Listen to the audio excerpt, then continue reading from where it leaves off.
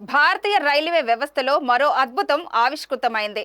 రామేశ్వరం ద్వీపాన్ని భారత ప్రధాన భూభాగంతో కలిపే భారీ వంతెన పంబన్ పూర్తయింది. సముద్రం గుండా ఎలాంటి ఆటంకం లేకుండా నౌకలు వెళ్లేలా ఏర్పాటు చేసిన వర్టికల్ లిఫ్ట్ బ్రిడ్జిని తొలిసారిగా సముద్రం మధ్యలో 17 మీటర్ల ఎత్తులో 550 కోట్లతో నిర్మించారు. ఈ క్రమంలో నవంబర్ 13, 14 తేదీల్లో తనిఖీలు నిర్వహించినట్లు railway safety commissioner south zone AM Chowdary తెలిపారు.